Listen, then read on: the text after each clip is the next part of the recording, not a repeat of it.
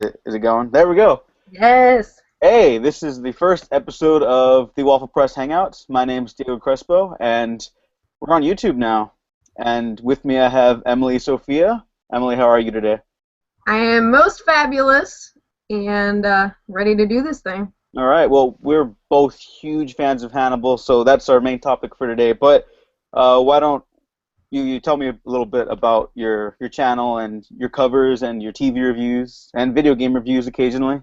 Yes, yes. So I have my YouTube channel, Emmighty Sofia, where I do all kinds of different things, mainly television reviews. I've done Hannibal and will be doing Hannibal again. I've done shows like Breaking Bad and Dexter, Walking Dead. I'll be taking on Better Call Saul, Gotham. I've been trying to kind of expand the shows that I take on, but I do episode by episode reviews, tend to be pretty in depth, like 20 minutes, 20 minutes a piece, but it's lots of fun. It's a good time. I also do original music, some covers, some parodies. I have done some video game reviews. Those are more sporadic, but I'll be reviewing the new episode of Telltale's Game of Thrones very soon. So, yeah, lots of things happen there, even movie reviews sometimes too.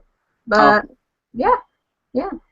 all right, great. Well, I watch your reviews occasionally. Like they are long, so like if I'm watching Hannibal, then I'll watch Hannibal stuff. Yes. I'm not into Gotham.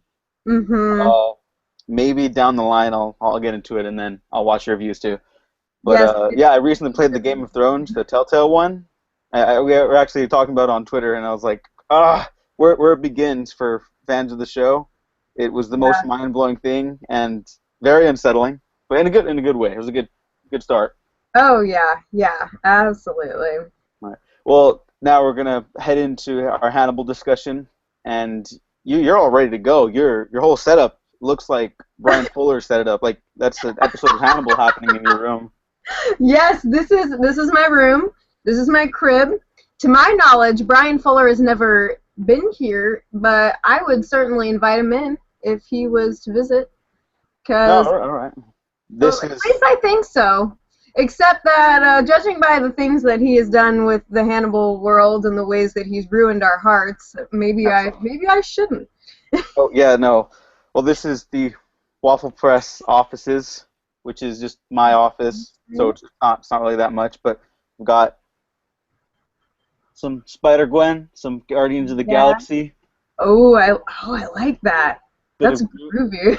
yeah, but yeah, so it's totally out of sync with our Hannibal discussion, but let's just get right into it. So obviously spoilers for everything Hannibal, like ever.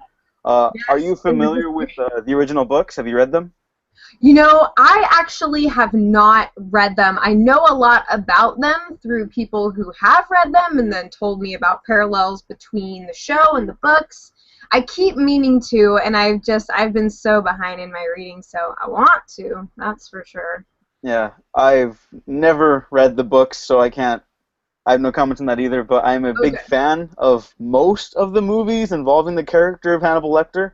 I Mm-hmm. am a huge Manhunter fan. Silence of the Lambs, everyone just knows how great that movie is. Amen. I don't like Hannibal or Hannibal Rising. Uh, I have never seen Hannibal Rising, and I never saw Manhunter either, actually. Um, I just did a Netflix hidden gems for it for the audiences everywhere. oh, I of will Manhunter? convince I will convince everyone in the world to watch Manhunter because I Oh. like it more than Silence of the Lambs. I know that might be like blasphemy, but I really, really like that movie. Yeah, no, I didn't know that it was on. Is it on Instant Play by any Instant chance? instant play, yep. Ooh, then I literally have no excuses, and not anymore. I didn't even know it was there. Yeah, no, we're just gonna cancel this hangout. We're gonna go watch Hannibal now. Yes. Yeah. All right, but bye guys. No. Um, but yeah, I guess the one detriment to Manhunter though is that just look at it as a standalone movie and not as a Hannibal Lecter type thriller because he's in it like way less than even Silence of the Lambs. I think like maybe 5 minutes.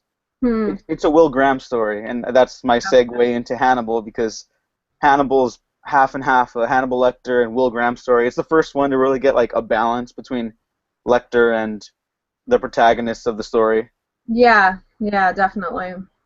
And when I started watching it, I was like, ah, they're making a movie about. I was thinking Silence of the Lambs still, like, and then no, Bates Motel had just started the same year or something, right? Mm-hmm. Yes, Yes. yeah, they both happened like their premiere seasons were right around the same time, and I started watching both of them right around the same time. I haven't gotten into Bates Motel, but if it's half as good as Hannibal, I might down the line. It is a freaking trip. That show is phenomenal. Like I love that typically I don't think it'll happen this year, but typically the two of them air together and I just get into this mood that I cannot break out of for like the months that I'm watching both those shows.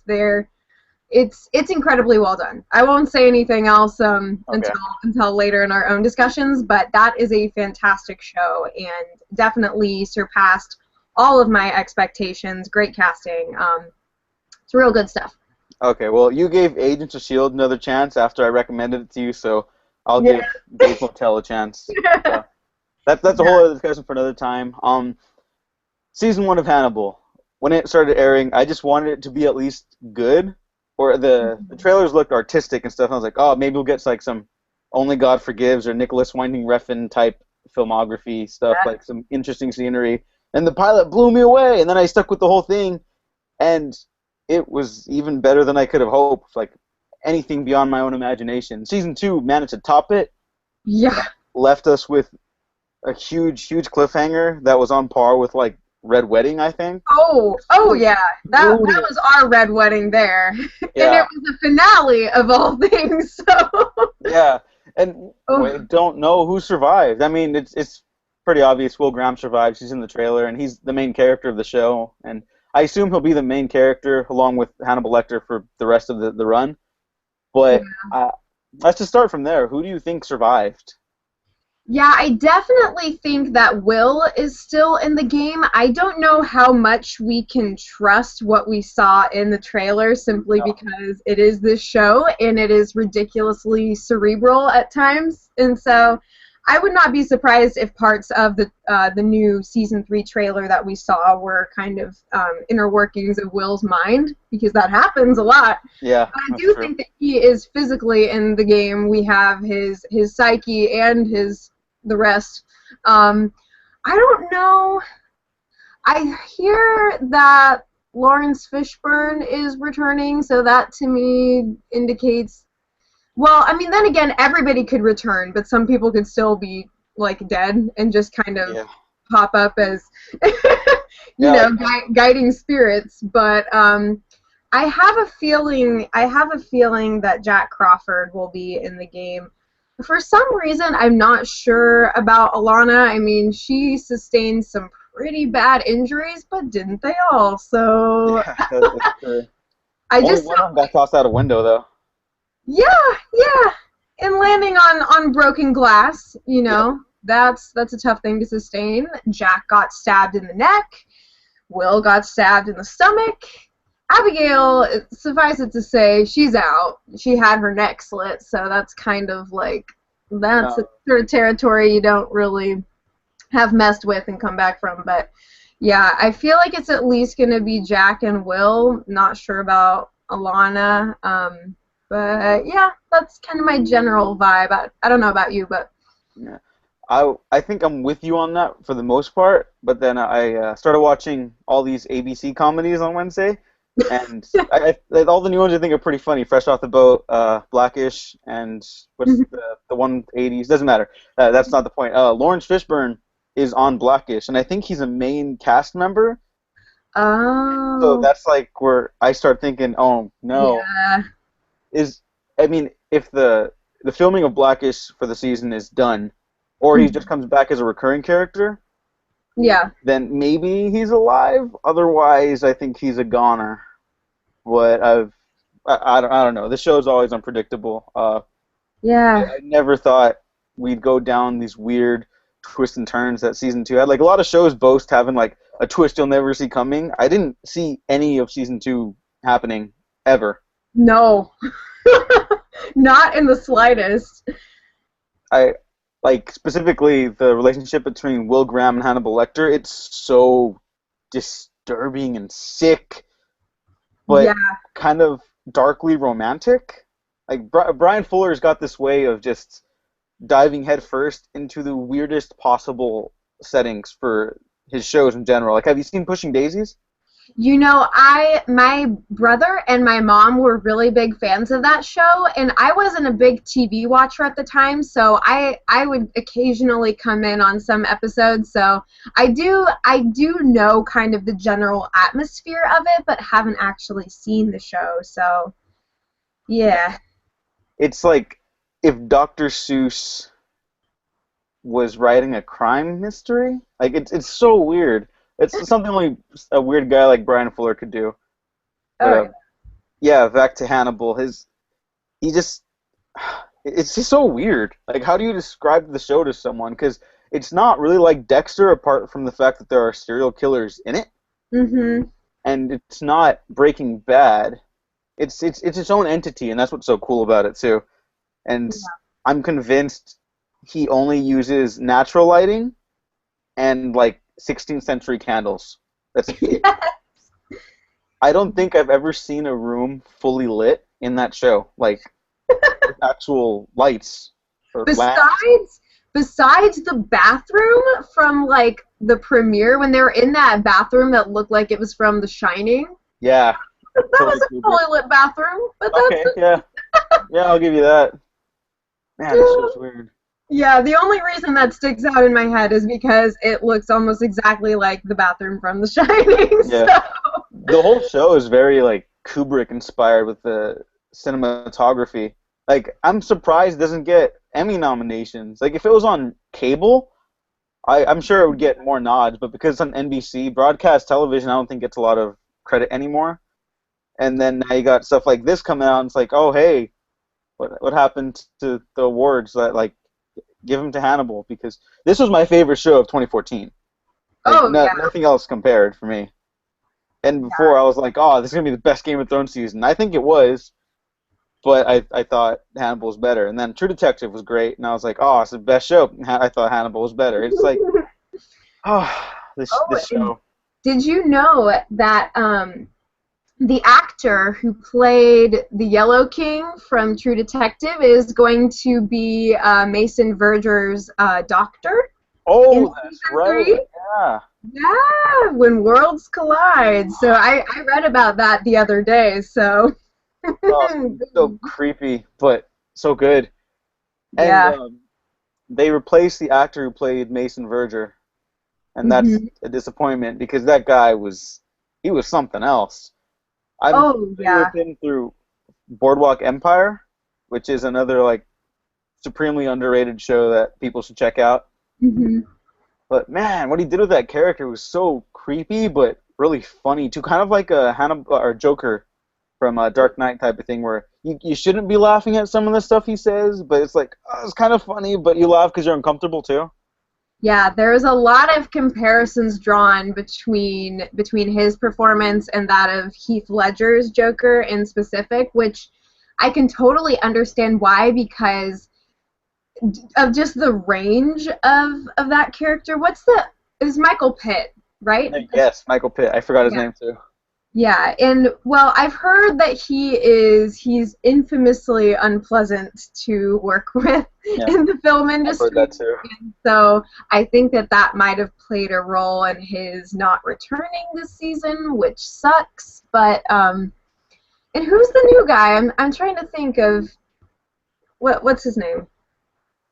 I feel like I should have all these notes written down, but I don't. Oh no, it's okay. I'll try to Google it really quick, but yeah, okay. Well, let's start moving into season 3 stuff then. Where do you think the show is headed? Because Bryan Fuller's given a general outline. I think he had like an originally 7-season plan. I don't know if you heard about that. Yeah, that's what I heard.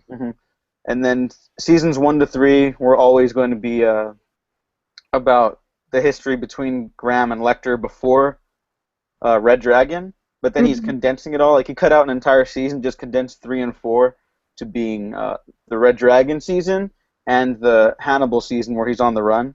So I wonder. I don't think he'll do another season where he escapes and goes on the run, or at least until like maybe the end, season 6 now. But Yeah. this season, yeah, it's the first half. I think is supposed to be him on the run, and the FBI's hunt for him, along with like everyone because he's a terrible person. And then the last half is the Red Dragon stuff. And Francis Dollarhide, I believe, is played by Thorin from the Hobbit movies. Yeah, yeah, I saw that news too, which I think I can see it. I can dig it.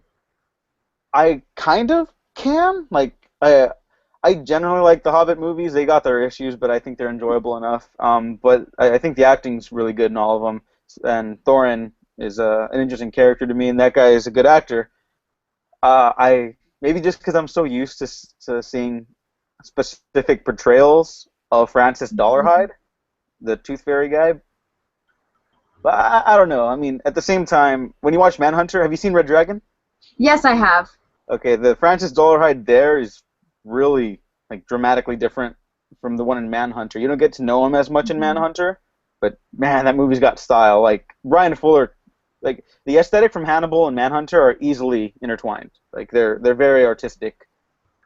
How do you think it's going to play out the manhunt for Hannibal? I mean, he's going to get caught, but yeah, what Yeah. do you see happening there? I mean, I feel like if he's oh, I don't know. I have no idea because I feel like if he does get caught, somehow that's going to intertwine with the Will and Hannibal seduction because it appears to me that Will is going to be going after him.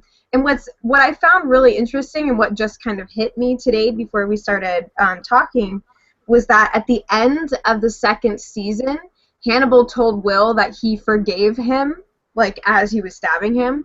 And then in the trailer for season 3, Will tells Hannibal that he forgives him. So it's like, woo! Yeah, no, it just hit me today that they're kind of, and they're constantly, Bryan Fuller's got this crazy reversal thing going on with the two of them. They're just so permeable. They just kind of diffuse into each other. So I feel like, yeah, I feel like if Hannibal is going to be caught, that maybe it kind of plays into that sort of attraction between them, however you want to define that. That's really all I can say because I have no idea what Bedelia's role in this is supposed to be either. Yeah, that threw me for a loop. Like I didn't even know there was a post-credit scene. So when I heard about that, I was like, oh, I gotta go back to the episode now. And I was gonna just hop to the end, but I was like, this is too good. I'll just watch from the beginning. And then yeah, that threw me for a loop. I guess that she's taking the role of Clarice Starling because I heard in the books Clarice Starling during the Hannibal novel and the Hannibal movie. In the movie, she doesn't escape with Lecter. In the book, she stays with him, and I think he makes her a killer too or something. I don't know. I heard the book was a mess too, like the movie. Yeah, it's funny how both of them had such issues. Like neither of them really outpaces the other. It's from what I understand, but yeah. Yeah. It's like everything after Silence of the Lambs. It's like, how do you top that? And it's like, you don't. It just gets worse.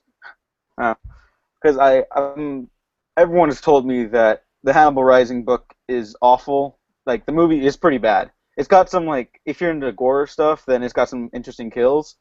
But the writer, Thomas Harris, he basically was told, if you don't write these books, then we'll get someone else to. And he's like, fine, I'll do it. So that's that's even more of a mess than Hannibal, the movie. Back to the show, Hannibal. Yeah, I'm curious to see how Bedelia fits into all of this, and I'm glad that she's a main cast member this season because she's always a welcome presence. X-Files, everyone knows that's like one of the greatest, and everyone in the show dresses so classy. Like I was gonna say, she dresses classy, but you got to mention everyone else. The wardrobes in the show, like. I feel terrible. Look, I have a T-shirt on. I should have like a three-piece suit right now to be Just talking for about this this stuff. video, yes. Yes, yeah. I would be drinking wine and cooking. Did he cooked like entire birds last season, right? And he made Oh him yeah. and Will eat them whole, and that was a trip. Mhm. Like, this Yeah. might sound weird, but sometimes I know they're eating people, but the food looks really good. Yeah, and they have culinary experts that are behind the scenes of that show. I mean, making all this incredible food, which I heard in an interview with Mads Mikkelsen that whereas most people like during the dining scenes would have like a spit bucket because they can't eat everything that they're taking in like from take to take. Mads would just eat everything, no matter how many takes they did for a scene. I mean, that's the way that I would be. I feel like, because that is some pretty looking food. Oh yeah, and oh man, I want to go back to season 2 for a second because I'm usually like whatever when a story shows you the end. They're like, oh, now how'd they get there? The scene was so intense that I couldn't physically handle the weight for the season finale to find out what happened to get Jack and Hannibal to just go all out and try killing each other. I didn't know what to do with myself. I was like, yes, every episode was great, and I appreciate it more now that I can come down with the knowledge of what happened. But I was so anxious. I was like, I need to know, or I might explode. Yeah, it was an incredibly like it was such a subversive move for them to begin at the end and then slowly bring us to that climax. And I guess what I kind of feared after seeing that initial like slow motion Jack Hannibal fight scene, I was afraid that it would, seeing into this would take away from the final showdown, but it really felt like a whole different animal. I mean, it was its own thing, and I felt every bit as like emotionally invested as if I didn't know that this was coming. Um, just because of the way that everything is brought about, and we went through so much of the season not knowing just how far gone Will was either. Yeah, like his whole trip down Hannibal's mind, like Hannibal is an all-timer villain. Like just from the movies previously, like he's up there with Joker, Darth Vader, that type of stuff. But I'm glad that there's a TV show now because this incarnation of Hannibal we get to see week after week, Hmm. and maybe that's why I believe that Mads Mikkelsen is the best Hannibal Lecter because he's had more time to delve into the character and really get his like teeth and claws into it and other people to eat them. Like if Anthony Hopkins had the same amount of time, then he'd probably be on par too, if not better. But Yeah, like you don't like you hate Hannibal, but he's such a intricate character in the way his mind works and how he tries to make everyone else killers too, or at least like yeah, he likes playing games with people. But the way exactly. he turns Will into like his friend, but like they have this friendly antagonistic relationship, almost like a rivalry, and they're constantly dancing around each other, and it's almost kind of sexual. Yeah. Like I that's why I think Tumblr is like exploding with all the shipping stuff constantly, and it's like, wait, no, this is not a healthy relationship. Stop for a second. They're eating people. Slow down.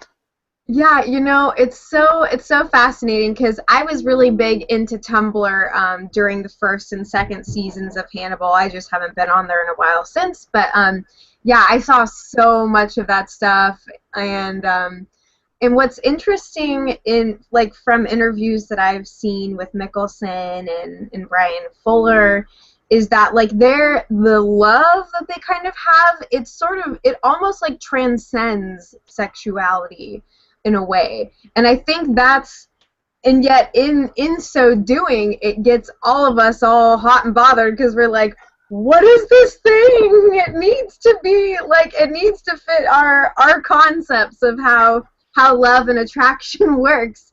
But it's like attraction of the mind, you know, like what is the term? It's like sapiosexual or something. I don't know what it There's is. some But term for it, but yeah, yeah. it's odd because we're not used to it, but at the same time, it's also not healthy because, my God, he's a murderer. Like, he eats people. But it's such a fascinating relationship, and like I I don't know where it can go from here for the characters. Like, but I completely believe that this whole conversation we're having, we're probably wrong about everything because Brian Fuller's going to pull something else out, and he's just going to be like, no, we're not even doing that. You thought, nerd, and then yeah, I don't know how his mind works, but if I ever got to have a conversation with him, I'd probably tell him I love him because he might be a genius I in the think way he crafts his stories. yeah, I mean it just like the way it's exactly what you said. Like I didn't anticipate any of what we saw in the second season, and how, and you know what I also love is the way that these story arcs, you have week to week, and you have multi-week arcs, and then you have these entire season where everything is so perfectly orchestrated. It's as if Hannibal himself had done it. Yeah, pretty much. Oh.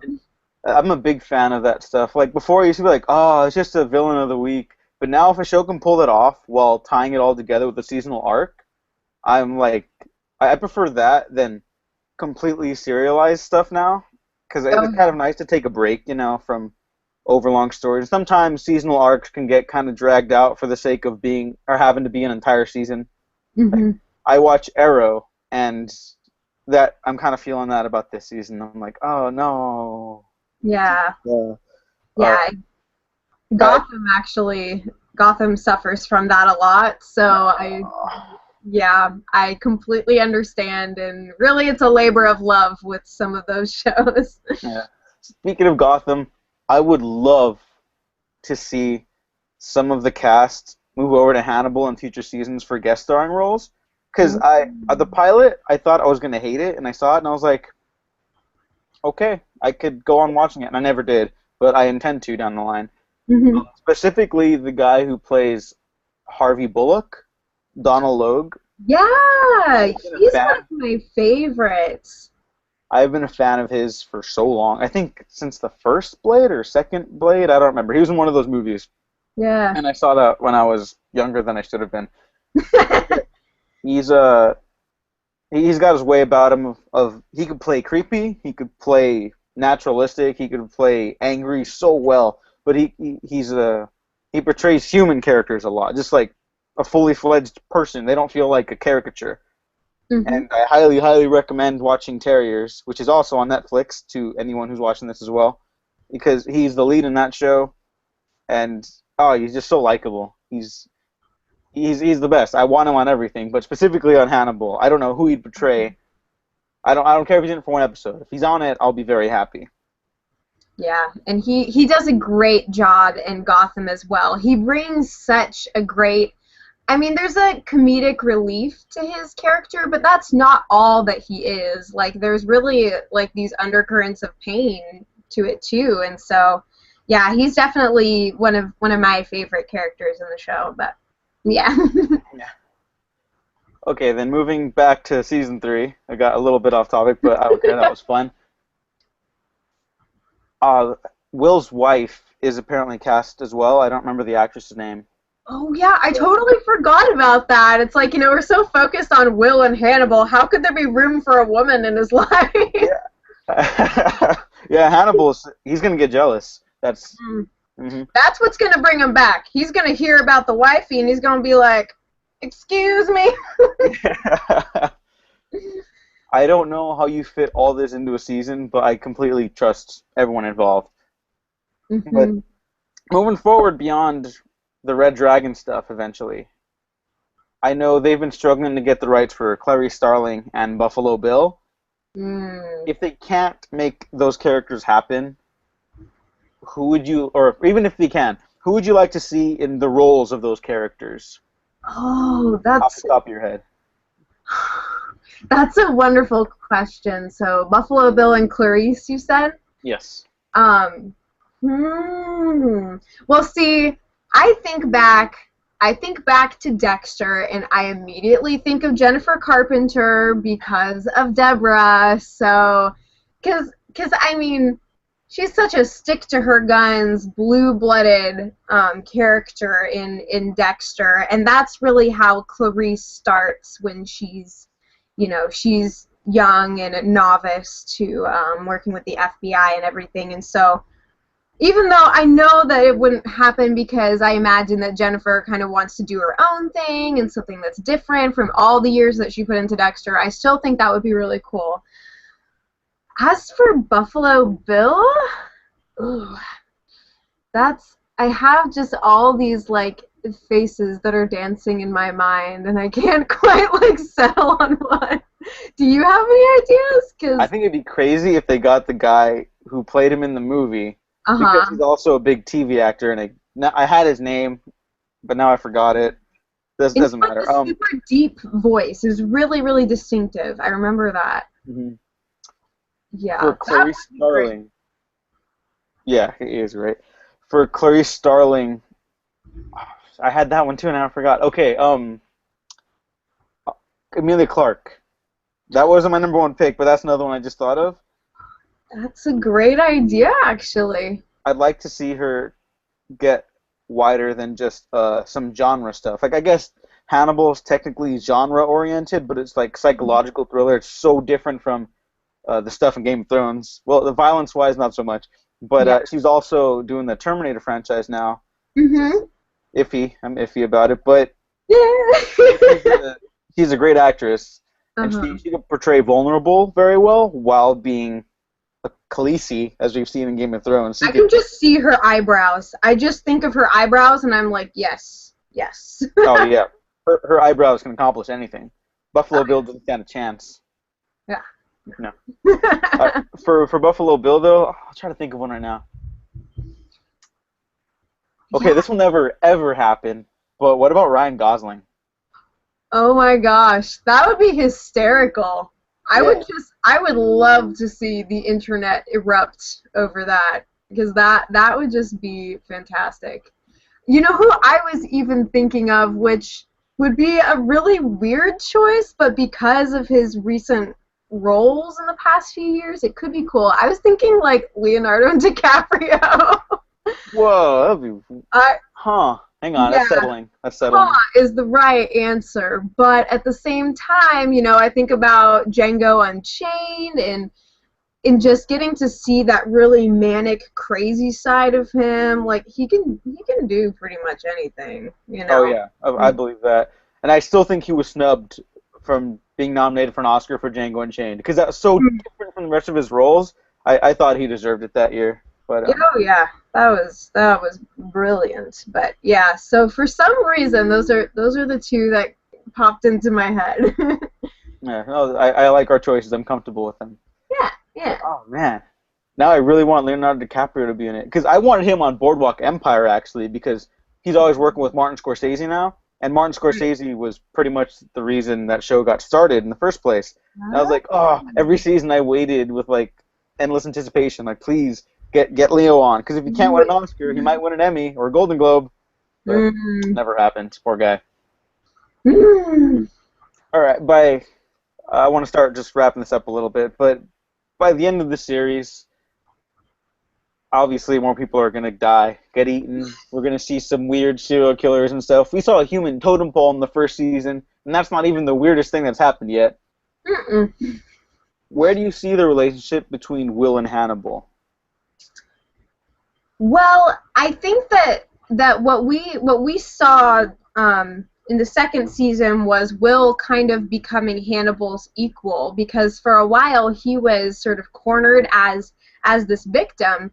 Hannibal got to do whatever he wanted to him, and then as Will finally came into the light and understood everything, he decided that he was going to, if you can't beat him, join him. I mean, ultimately, Will wanted to beat Hannibal, but the two of them are they're so intertwined now, and there's this weird love and pain dynamic, and so I really see them as equals now, even though Hannibal seems that much more unpredictable, and he always seems to be 10 steps ahead of the rest of the game. I really do see them as equal to one another, and that both of them are capable of doing anything to each other. So I know that's like as vague as I could possibly be, but that's the best way I can explain it. No, that's fine. You're not wrong. Yeah, it's a very symbiotic relationship now. Mm-hmm. Like yin yang. There can't be light without dark. Even though Will's not fully light, but you get what I'm saying. Yeah. I like that you mentioned that Hannibal is always like 10 steps ahead, because lots of villains nowadays are just like, oh, they're always beating the heroes and they'll come back and win in the end. But yeah, Hannibal, the way Bryan Fuller does it, it's not the most realistic show, but it stays true to its own sense of logic and realism. So you buy it when Hannibal like can somehow slice up I can't remember the character's name, and I was a big fan. Katz. Beverly Katz. There you go. Yeah, when she got killed off tragically. Yeah. And he sliced her up into a bunch of pieces of glass to display for the FBI, like to toy with them.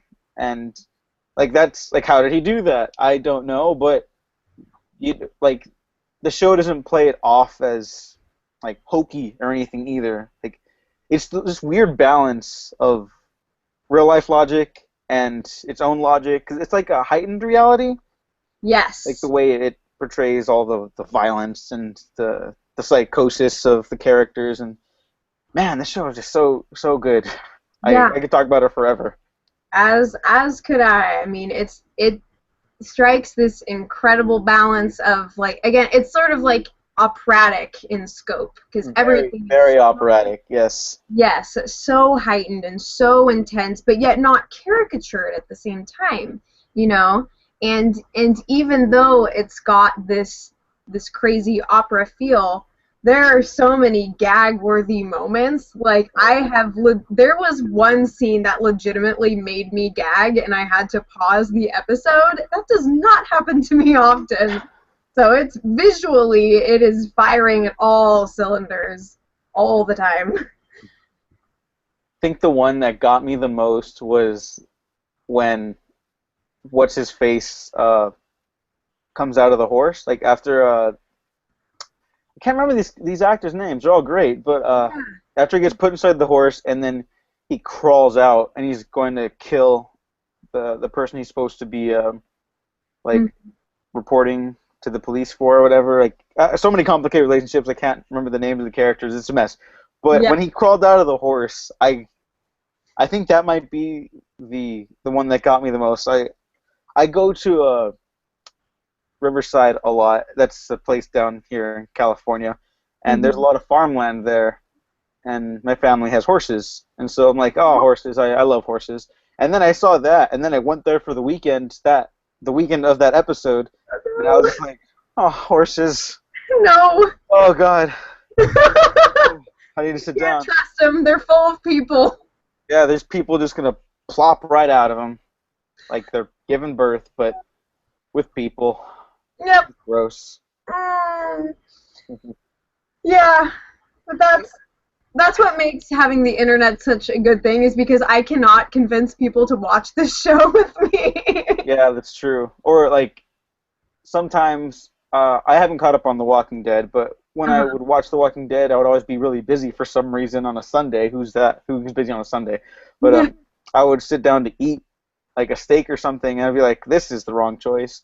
But when I'm watching Hannibal, I can't eat anything because everything is bad. Everything is people when you're watching Hannibal. So just, I'm done here. Case closed. All right, and then one last question. If you could have anybody else guest star, not as a specific character, but any actor or actress you want to see in the show whatsoever, who? Who would fit with this aesthetic? Wow, that's a really wonderful question. I mean, you know, I was really excited when I was hearing the rumors about David Tennant and David Bowie coming on to Oh, the show, actually, which I don't know if that's even still reality or what roles they were being considered for, but I